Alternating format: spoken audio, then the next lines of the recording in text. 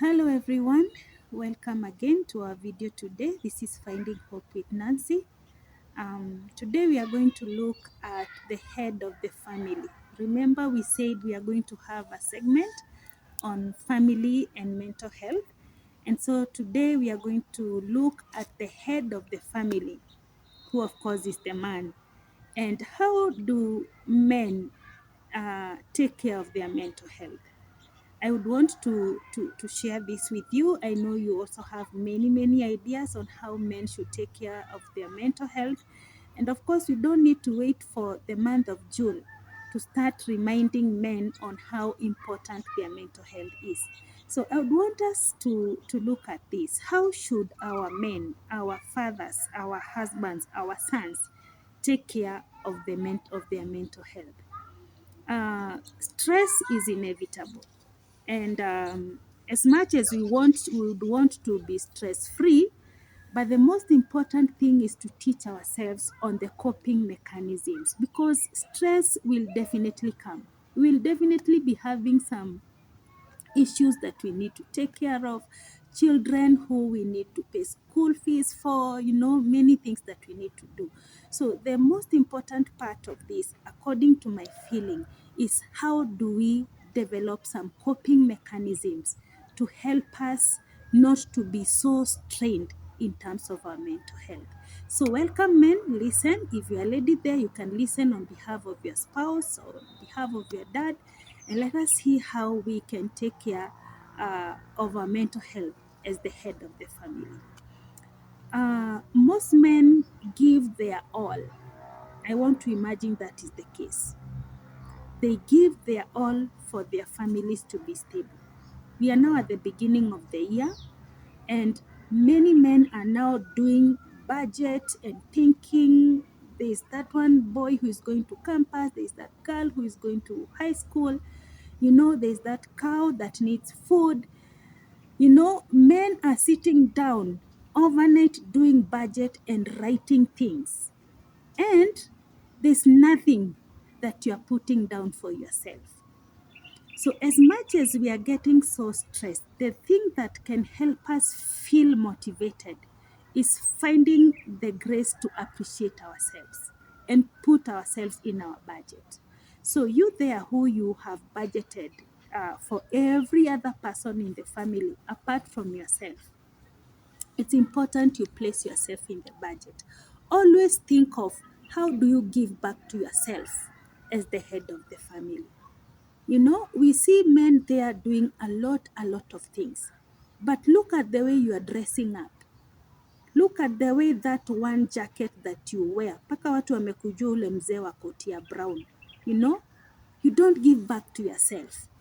And that one, it makes you feel so um, down, because you don't even have the courage even to go in front of people, because you feel you're not dressed up like anybody else. So number one, appreciate yourself by giving back to yourself.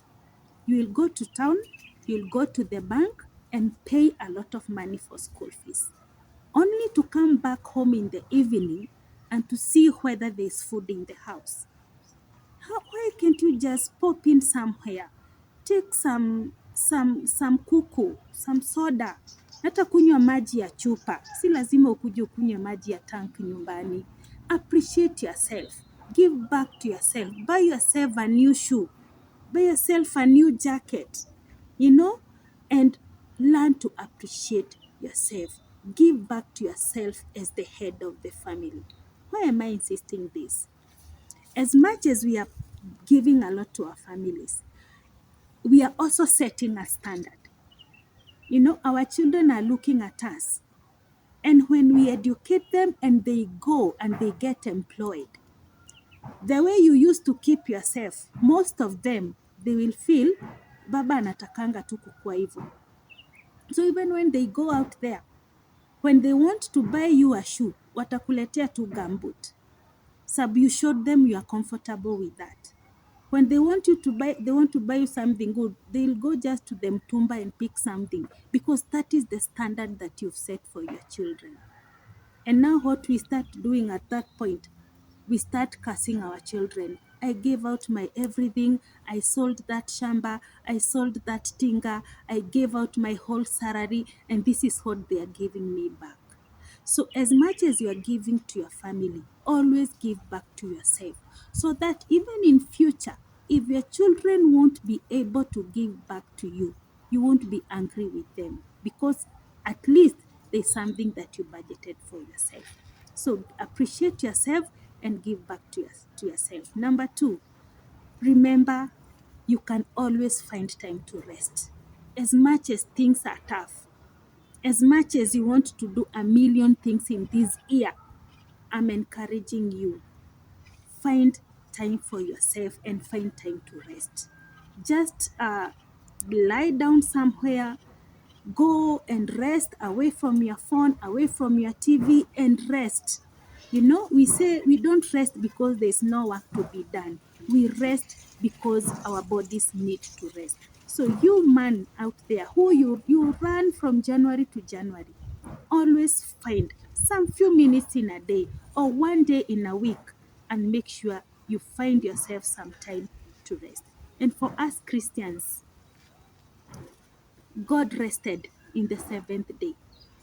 And we can ask ourselves, why did God rest? Does it mean he was tired?